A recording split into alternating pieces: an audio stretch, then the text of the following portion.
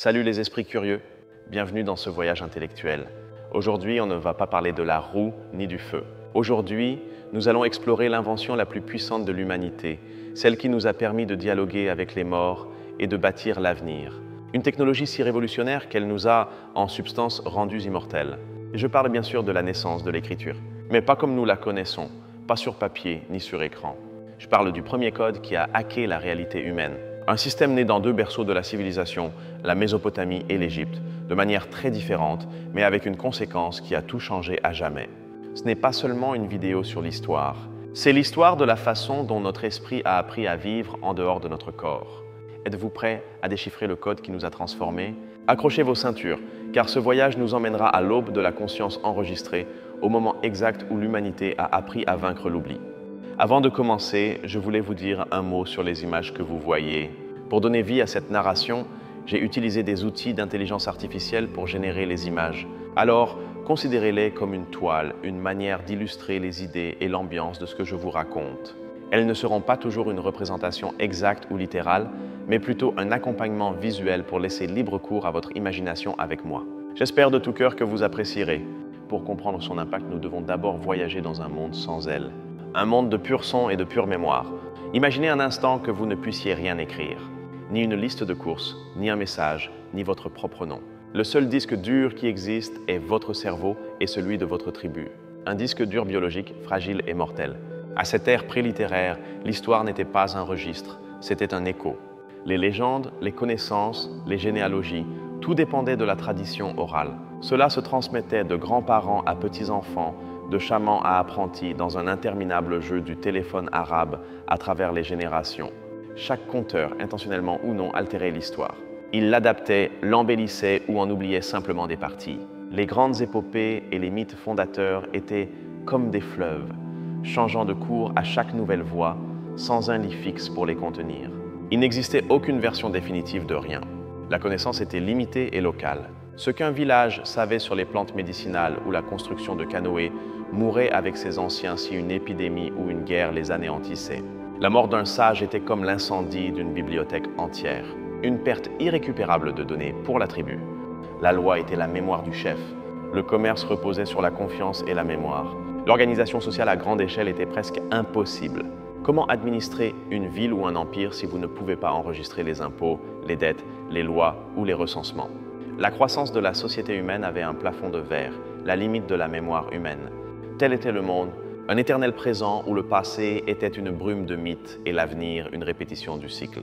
Mais alors, dans les terres fertiles de Mésopotamie, entre les fleuves Tigre et Euphrate, quelque chose d'extraordinaire commença à se produire. Et cela ne naquit pas de la poésie, mais de la bureaucratie. Les Sumériens, une civilisation incroyablement avancée, bâtissaient les premières villes du monde. Uruk-ur-Lagash, des cités remplies de monde, de temples, de commerce, et avec le commerce et l'administration, un problème très moderne émergea. Ils avaient besoin de tenir leur compte. Ils avaient besoin de savoir combien de sacs d'orge entrèrent dans le temple, combien de jarres de bière étaient versées en salaire, combien de têtes de bétail possédait un propriétaire terrien. La mémoire ne suffisait plus. Le système était sur le point de s'effondrer sous son propre poids. Ils avaient besoin d'un outil externe pour la mémoire. La solution fut géniale par sa simplicité. Ils commencèrent à utiliser de petites fiches d'argile, appelées tokens. Une fiche en forme de cône pour une mesure de grain, une sphère pour un animal. Mais transporter des sacs de fiches était fastidieux. Ils franchirent donc l'étape suivante. Ils commencèrent à faire des marques sur des tablettes d'argile humide qui représentaient ces fiches. Au début, ils dessinaient une image de l'objet. Un dessin d'épi de blé pour le blé, une tête de bœuf pour un bœuf. C'est ce qu'on appelle un pictogramme, une écriture par image. C'était intuitif, mais aussi lent et limité. Comment dessinez-vous des concepts comme payer, dette ou amour? C'est là que la véritable révolution a eu lieu. Les scribes sumériens commencèrent à simplifier les dessins.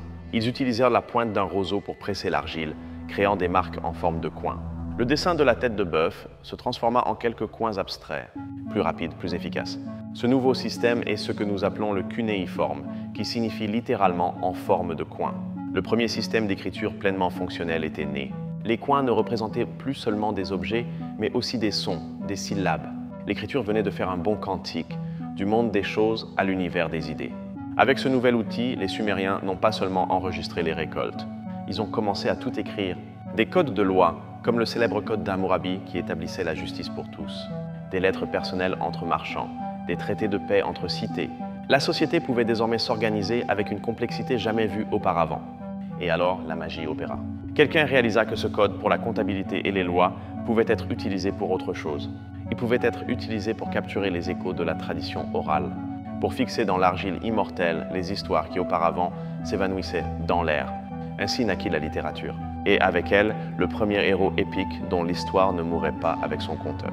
Un roi d'Uruk qui chercha l'immortalité et lutta contre les dieux et les monstres. Son nom était Gilgamesh. Son histoire, gravée sur 12 tablettes d'argile, est la première grande œuvre littéraire de l'humanité.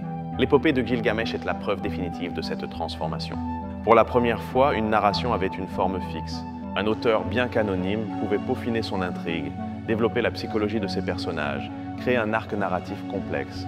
Le récit n'était plus un fleuve changeant, c'était une sculpture taillée dans le temps. Pensez-y, grâce à ses coins dans la boue, l'histoire de Gilgamesh, sa douleur face à la perte de son ami Enkidu, sa peur de la mort, tous ces sentiments si humains nous parlent directement, près de 5000 ans plus tard. C'est une forme d'immortalité. L'écriture cunéiforme fut le premier pont sur l'abîme de la mort. Pendant que les Sumériens pressaient leur jonc dans l'argile, à des milliers de kilomètres à l'ouest, une autre grande civilisation développait une solution complètement différente au même problème de l'oubli. Sur les rives du Nil, les Égyptiens ne cherchaient pas à enregistrer le commerce, ils cherchaient à parler avec l'éternité. Pour les anciens Égyptiens, la vie terrestre n'était qu'une brève halte dans un très long voyage vers l'au-delà. Toute leur culture était obsédée par la mort, ou plutôt par la vie après la mort. Et pour naviguer dans ce voyage périlleux, ils avaient besoin d'un langage que les dieux puissent comprendre. Un langage sacré, ainsi naquirent les hiéroglyphes. Le mot lui-même vient du grec et signifie « gravure sacrée ». Et c'est exactement ce qu'ils étaient. Ils n'étaient pas pour les listes de courses, ils étaient pour les murs des temples et l'intérieur des tombes. Leur but n'était pas administratif, il était magique. Contrairement au cunéiforme abstrait, les hiéroglyphes étaient beaux et évocateurs. Un faucon, un cobra, un œil, une jambe. C'étaient des images du monde réel, mais ce n'étaient pas de simples pictogrammes. C'est un point clé. Le système hiéroglyphique était incroyablement sophistiqué, un mélange de plusieurs systèmes à la fois. Certains hiéroglyphes représentaient un objet, comme le dessin d'un soleil, pour dire « soleil ». Mais d'autres représentaient des sons, comme notre alphabet. Le dessin d'une bouche pouvait ne pas signifier bouche, mais le son R. Et d'autres étaient des déterminatifs, des signes muets placés à la fin d'un mot pour en clarifier le sens, comme Dieu ou femme. Cette complexité rendait l'apprentissage de l'écriture incroyablement difficile. Les scribes égyptiens étaient une élite. Ils passaient des années et des années dans des écoles spéciales pour maîtriser cet art sacré. Être scribe était l'une des professions les plus respectées de toute l'Égypte, une porte d'entrée vers le pouvoir. Et la narration qu'ils créèrent avec ce système ne portait pas sur des héros mortels, mais sur des dieux et des pharaons, qui étaient considérés comme des dieux vivants. Les murs des temples de Karnak ou Luxor ne racontent pas une histoire, ils la proclament. Ils narrent les victoires du pharaon au combat, ses offrandes aux dieux, sa connexion divine. La narration ici ne cherche pas à divertir, elle cherche à établir un ordre cosmique. Elle affirme que le pharaon est le garant de Ma'at, le concept égyptien d'ordre, de vérité et de justice.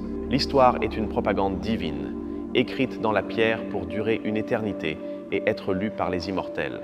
Mais l'utilisation la plus fascinante des hiéroglyphes dans la narration est sans doute ce que l'on appelle le livre des morts. Ce n'est pas un seul livre, mais une collection de sorts et de textes magiques personnalisés pour chaque défunt, écrits sur des rouleaux de papyrus qui étaient placés dans leur tombeau.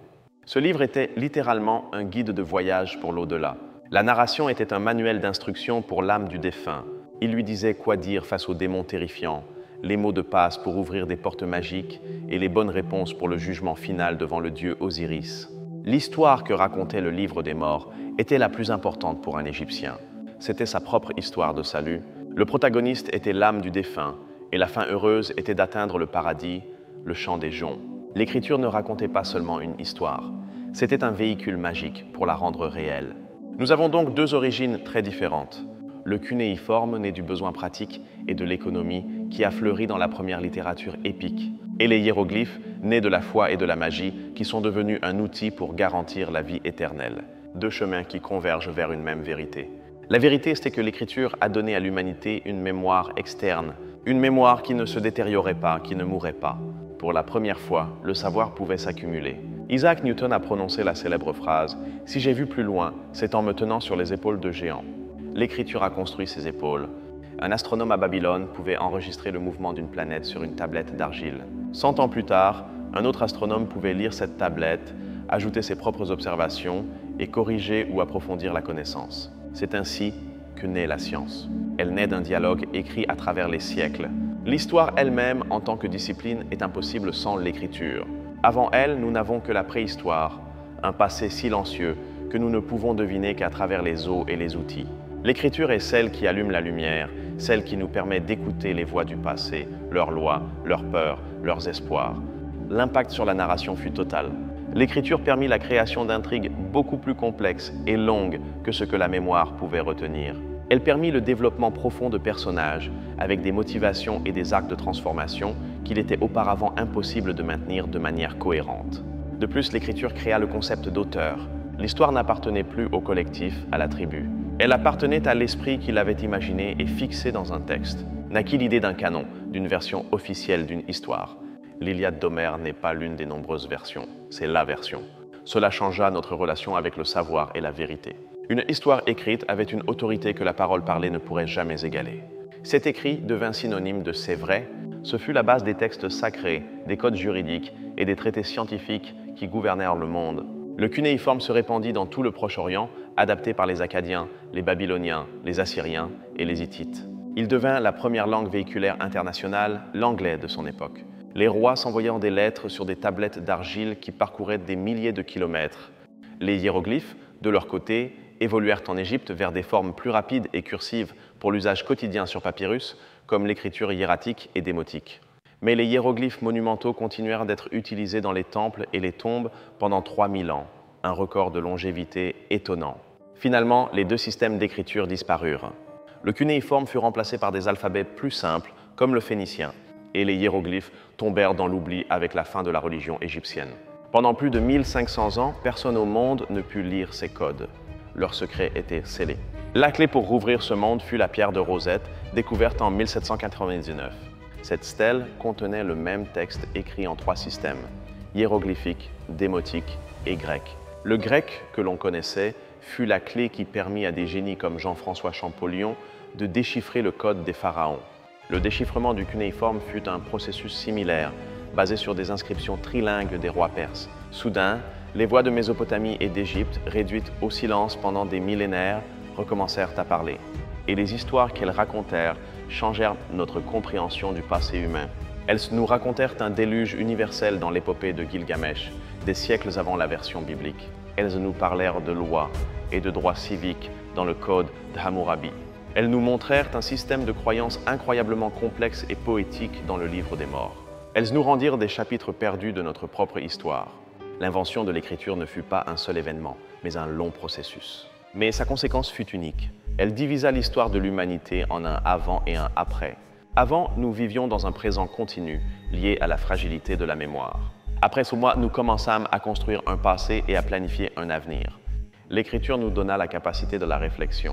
En pouvant lire et relire un texte, nous pouvions l'analyser, le critiquer, l'améliorer. La pensée complexe, la philosophie et la science dépendent de cette capacité à examiner les idées de manière stable et permanente.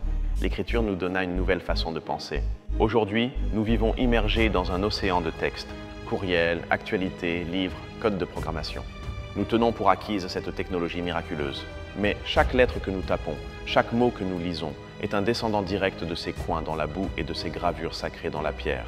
Chaque fois que vous écrivez une histoire, vous utilisez le même pouvoir que les scribes d'Uruk et de Thèbes. Vous créez un petit artefact d'immortalité. Vous capturez une pensée, une idée, une émotion et vous lui donnez le potentiel de survivre à son créateur et de voyager à travers le temps. C'est la véritable transformation de la narration. Elle est passée d'une performance éphémère à un objet durable, d'un écho dans l'air à une voix dans la pierre.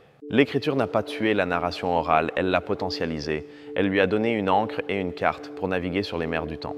Le code cunéiforme, avec son origine pratique, nous a enseigné que les grandes histoires peuvent naître des besoins les plus prosaïques. Il nous a démontré que l'épique et l'aventure peuvent être enregistrées, analysées et préservées, transformant un roi local en un archétype universel de la condition humaine. Les hiéroglyphes, d'un autre côté, nous ont appris que l'écriture peut être un acte de foi. que les mots peuvent avoir un pouvoir magique et performatif.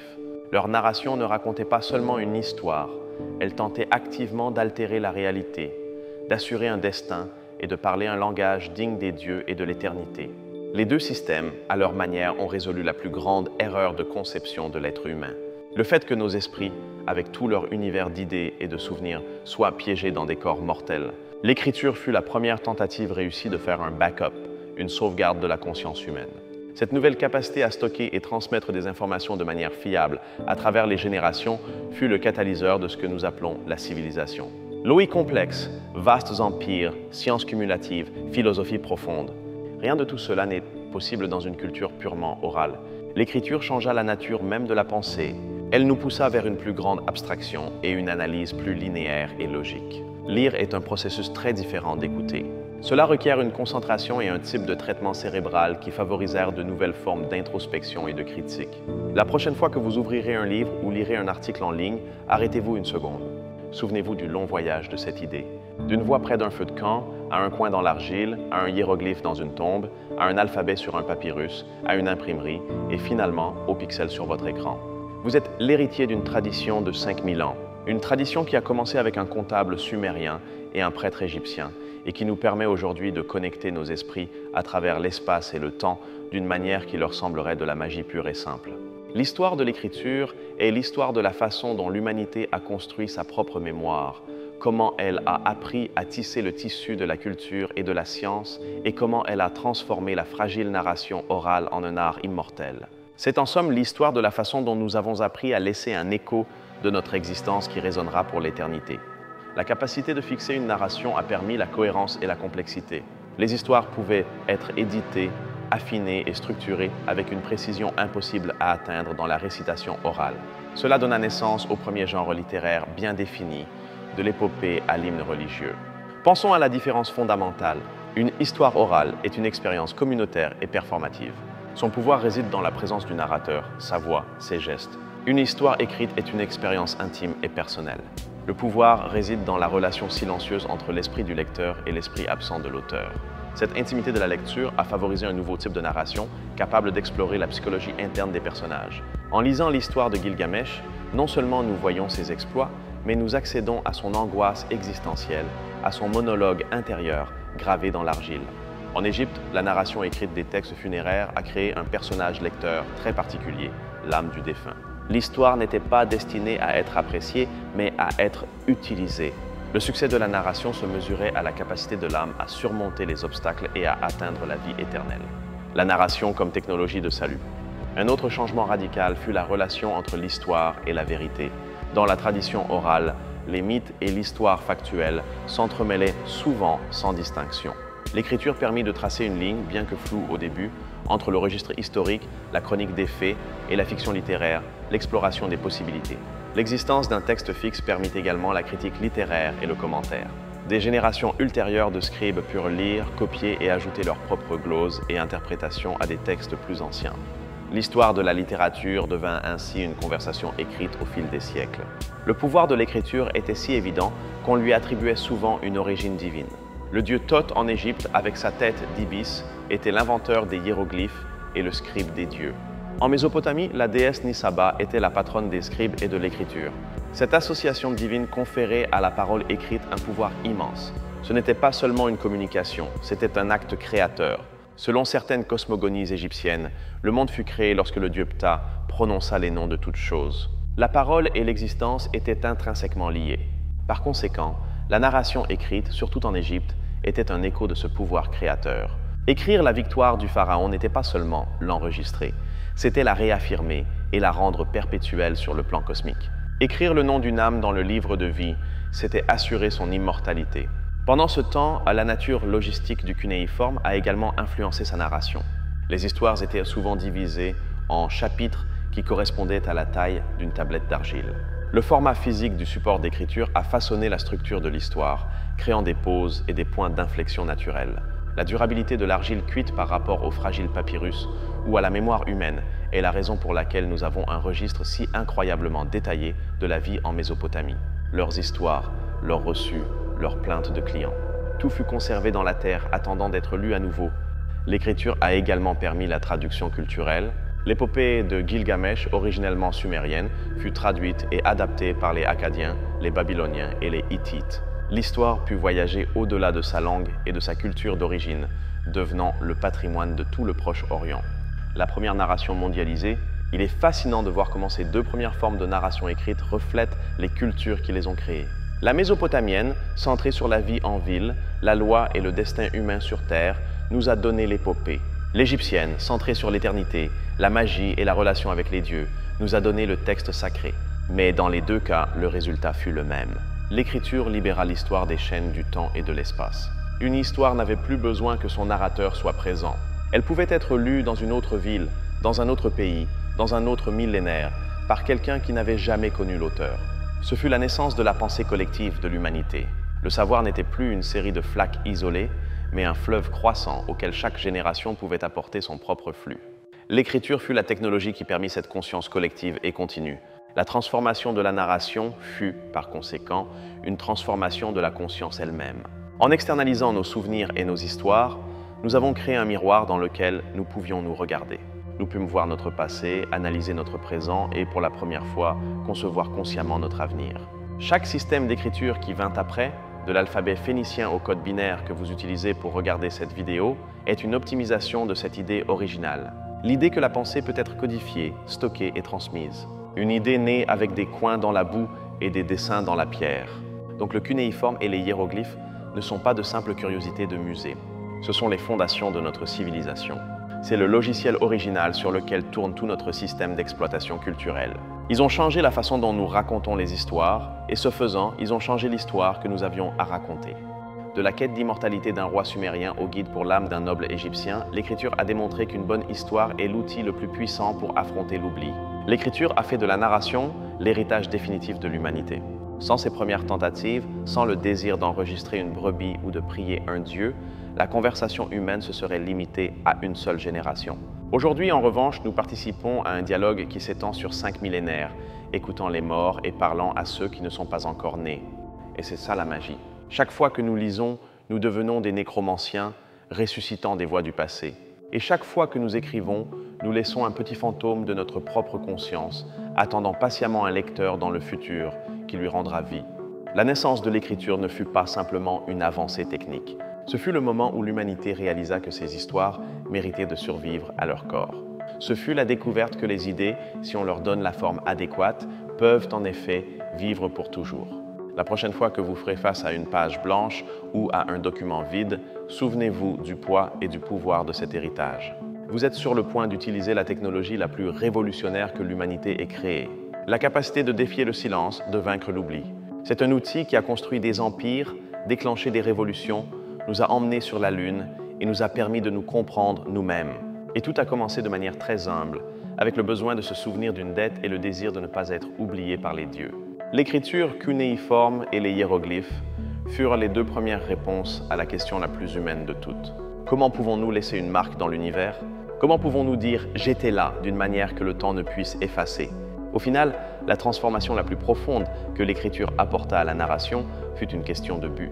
Les histoires cessèrent d'être seulement pour le présent et pour les oreilles des vivants, et commencèrent à être pour l'avenir, pour les yeux de la postérité. Elles devinrent notre héritage. Ainsi, de l'argile et de la pierre surgit la bibliothèque de l'humanité. Une archive en constante croissance de nos victoires, de nos échecs, de nos rêves et de nos histoires. Un témoignage que même si nos vies sont brèves, nos voix, grâce à ce code, peuvent résonner pour toujours. En conclusion, le cunéiforme et les hiéroglyphes n'ont pas seulement inventé l'écriture, ils ont réinventé ce que signifiait être humain. Ils nous ont donné un passé enregistrable et un futur cumulable, transformant l'écho fugace de la narration en une voix éternelle qui continue de nous parler aujourd'hui.